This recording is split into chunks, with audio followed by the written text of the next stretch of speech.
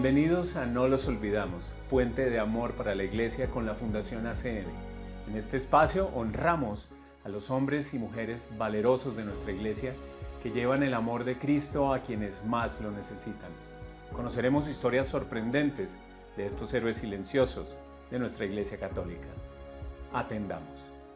Muy buenas, queridos amigos, tenemos el inmenso honor de estar en la presencia y en compañía de la hermana Gloria Cecilia Narváez, religiosa franciscana de María Inmaculada, que fue secuestrada en febrero de 2017 en Malí, en África, y fue liberada en octubre del año 2021.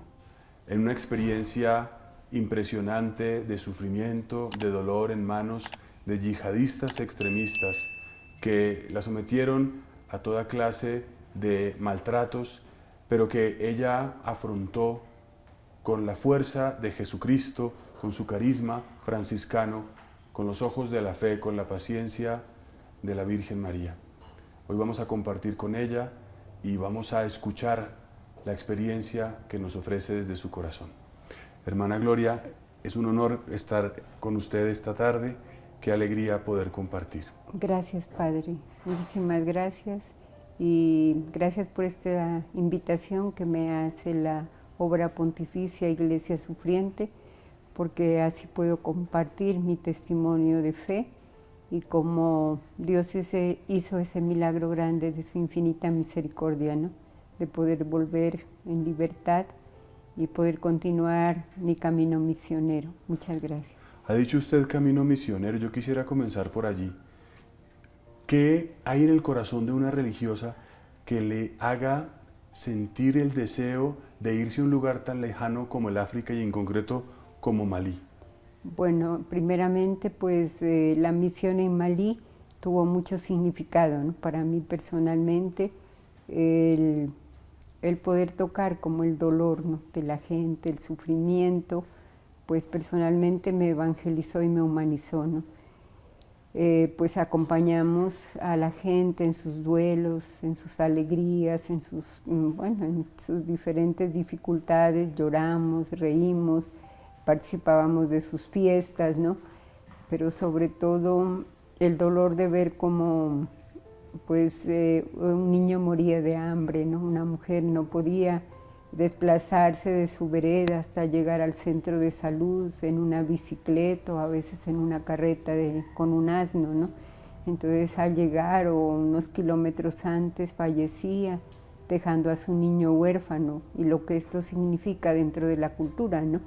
Que el niño que pierde su madre es como el causante, ¿no? De la muerte de ella y es considerado maldito, ya no puede reintegrarse a su familia.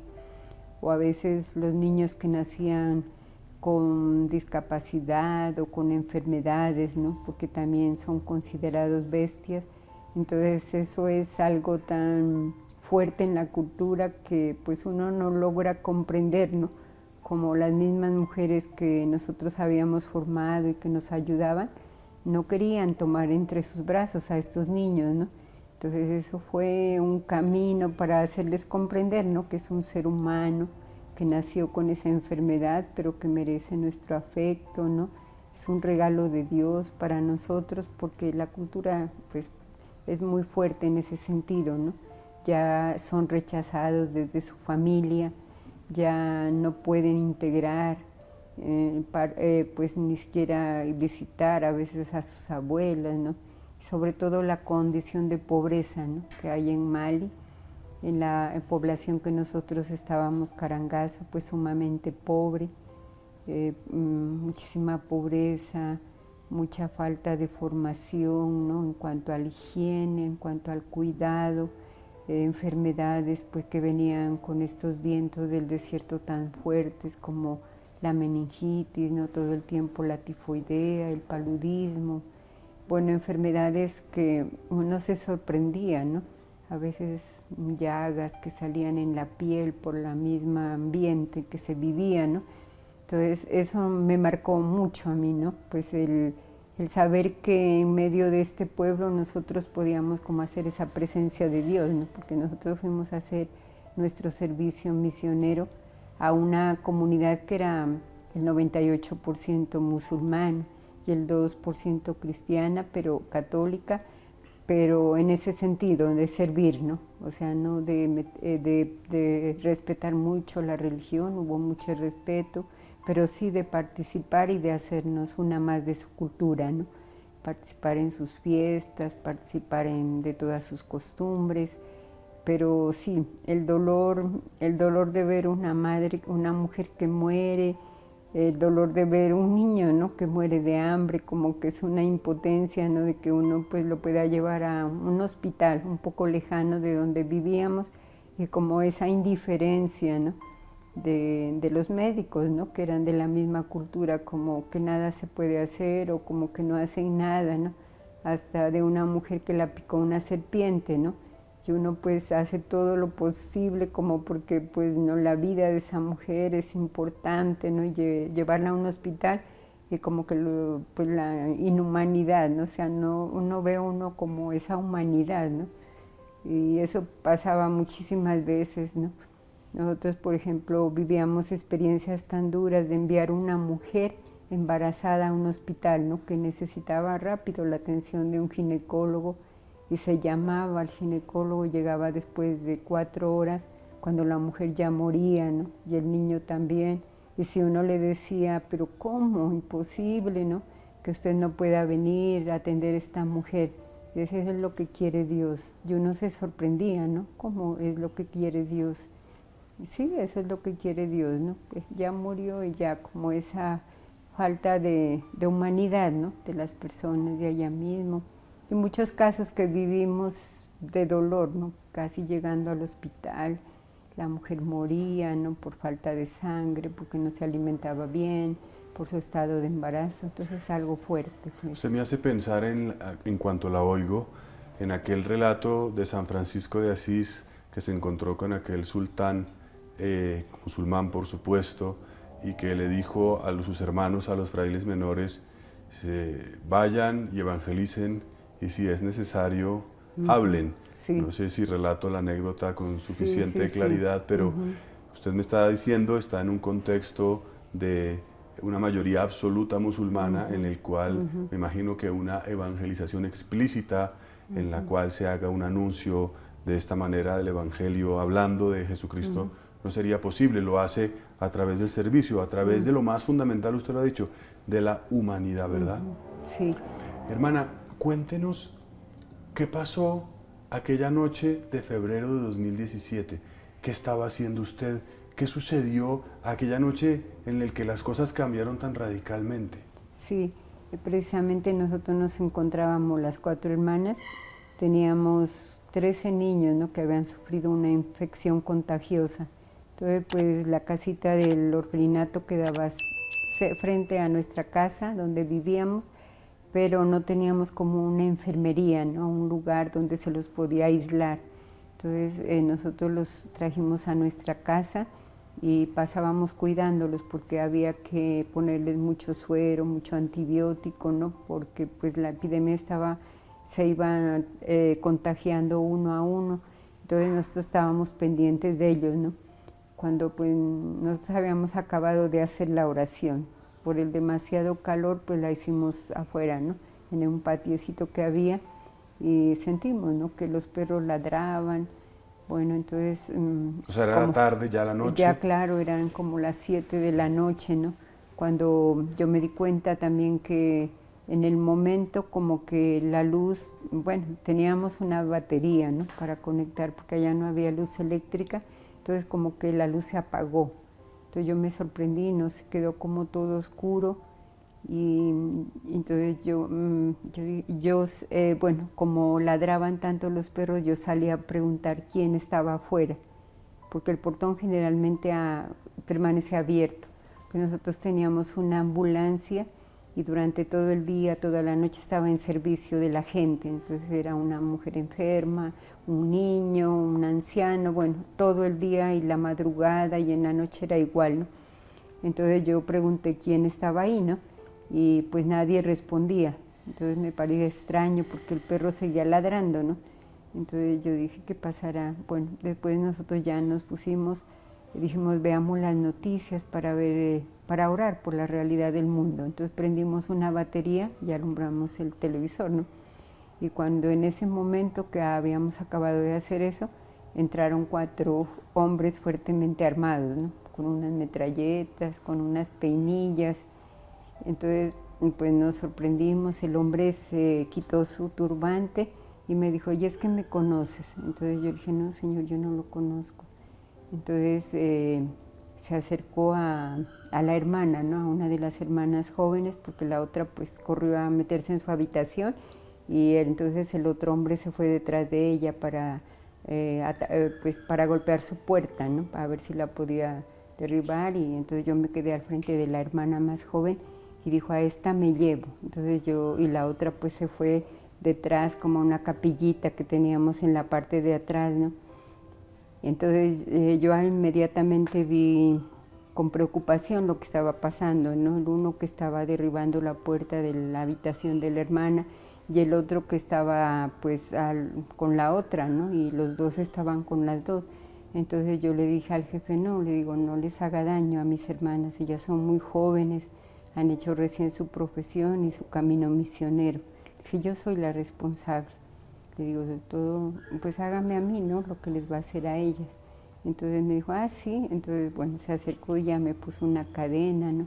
Y una especie de un artefacto explosivo y me sacó, pues cogió la ambulancia y me dijo, te subes en la parte de atrás, y salimos, pues golpeó el portón y pues hizo algún disparo en la parte de afuera. Cuando ya salimos de la casa, pues todo oscuro, porque en el pueblo en sí no había luz. Entonces salimos y ellos ya tenían su moto, ¿no? Lista para llevarme. Entonces así ya me hicieron subir en una moto de esas y ya nos fuimos, pues, ¿no? ¿Y estos quiénes eran y por qué querían buscar una religiosa? Pues yo cuando ya llegué, después de 3 días y 3 noches de camino en moto, cuando ya llegamos a una parte, pues yo ya me di cuenta de que eran grupos yihadistas, ¿no? De Al-Qaeda. El hombre se acercó y me dijo, ¿sabes quién te tiene? Dijo, es un jefe que en sí era conocido en la zona, ¿no? Por la persecución religiosa que estaba haciendo. Entonces dijo, él es el jefe y el grupo es Al-Qaeda. Entonces yo me sorprendí, pues, ¿no? Y yo le dije, ¿y dónde está el jefe para hablar con él? Entonces dijo, a ese ya lo vas a encontrar en el desierto. O sea, ya lo vas a encontrar, dijo, ¿no? Prácticamente. Entonces, como en una semana quedamos escondidos porque había mucho helicóptero, ¿no? Muchos helicópteros, drones que se desplazaban por donde nosotros estábamos. Entonces nos fuimos, seguimos adentrándonos al desierto. Perdóneme, para situar un poco el contexto. ¿Eso significa que ellos dominaban como una especie de guerrilla o de grupo que domina una zona, pero a su vez ese grupo es perseguido o se enfrenta con otros grupos, con el gobierno, con quien sea? Porque según entiendo, entonces se la llevan a usted, pero a su vez ellos son perseguidos por alguien. Sí, yo me di cuenta como que ellos eran perseguidos, ¿no? Había muchos helicópteros, o bien era un corredor aéreo, ¿no? Pero yo veía que eran muchos helicópteros porque ellos se escondían, ¿no? Estábamos escondidos, llegamos a una zona que todavía había un poco de verde porque había muchos árboles, ¿no? Pero inmediatamente quedamos algunos días ahí y luego salimos con dirección al Níger, cogimos una canoa y ya nos fuimos adentrando pues por el río Níger, atravesando el río Níger hasta llegar ya pues a otra parte del desierto, ¿no? ¿Ellos hablaban con usted en qué idioma? ¿En francés? Pues sí, en francés. Y cuando usted dice que anduvo 3 días y 3 noches en moto, ¿significa que usted iba como de pasajero, por decir así? Sí, sí. 3 días y 3 noches Sí. en una carretera, me Sí. imagino, destruida o por las arenas o por como fuera. Eso en sí mismo ya es... Bueno, eran por caminos, ¿no? O sea, ellos realmente por carretera no, sino por algunos caminos donde habían algunos sembrados de maíz, de sorgo, ¿no? O sea, nos metimos directamente por caminos, como una arboleda por ahí, y pues así nos fuimos adentrando. Yo me di cuenta hasta llegar al norte de Malí, ¿no? Yo prácticamente, no sé si era Mopti, la primera ciudad de Malí al norte, o bien Gao, ¿no? La segunda ciudad de Malí, que es al norte, ¿no? pero durante este recorrido llegamos allá. O sea, Malí está en la parte, si uno se sitúa un poco en el desierto del Sahara, creo que más o menos es relativamente fácil pensar. El norte de África está el desierto del Sahara, pero en la parte sur del desierto ocupa también Malí, que hay más vegetación, quizás algo de selva, pero el norte del país es el que es completamente... Sí, es completa. Y a usted la llevaron de esa parte un poco más verde, por decir así, hacia la zona del desierto. Hacia la zona del desierto, atravesándolo por una canoa, ¿no? En canoa pudimos atravesar el río Níger, y entonces por el Níger ya pues llegamos a una parte donde ya prácticamente todo era desierto, ¿no? Ya no se veía vegetación, donde ya encontramos pues al jefe. Yo ya me di cuenta, era un señor que nosotros cuando realizábamos brigadas de salud en las veredas, yo sí lo había visto, ¿no? Entonces yo me sorprendí y dije, ve, este señor era el que como que nos estaba siguiendo, ¿no? Cuando hacíamos brigadas de salud por las mujeres embarazadas. Entonces ya él se acercó, pues estaba como con 40 hombres, y entonces esos empezaron a decir, aquí está la que predica Jesús, ¿no? Y se empezaron a burlar y a reír, pero ya vas a saber, te vamos a matar, o jefe, ¿usted qué dice?, ¿no? Y se reían, se burlaban. Entonces ahí encontré a la señora francesa y le decían, ¿y tú? ¿Y tú? Le decían. Entonces ella dijo, no, yo no soy la que predico a Jesús, yo no predico, esa sí predica a Jesús, pero yo no. Entonces yo ya no dije nada, ¿no? Ya dije, es por la religión que me trajeron hasta acá, ¿no? Entonces me dijeron, ahora vas a ver lo que es predicar a Jesús. O sea, usted pudo entender que el motivo de su secuestro era claramente religioso. Sí. Había otros secuestrados, personas por otros motivos, pero el suyo era claramente la religión. Porque cuando después de, pues permanecimos una noche junto a ese jefe y a ese grupo, y al otro día nos fueron adentrando más al desierto del Sahara. Entonces ya miramos una especie de cueva donde había una señorita, ¿no? Ya también de edad, y ella ya dijo que era protestante, que a ella también la habían secuestrado, ya estaba un año más que nosotros, la tenían encadenada, ya no tenía ni alimento ni agua, ¿no? O sea, era deshidratada, ¿no? Y dijo, dijo, a ti también te trajeron por la religión, dijo, ya vas a ver, ellos son bien violentos, dijo, ahora te van a poner cadenas y ya vas a ver el alimento que nos dan, el agua. Entonces ya nos juntaron a las 3 y después fuimos ya, ¿no? Toda la itinerancia del desierto, adentrándonos más.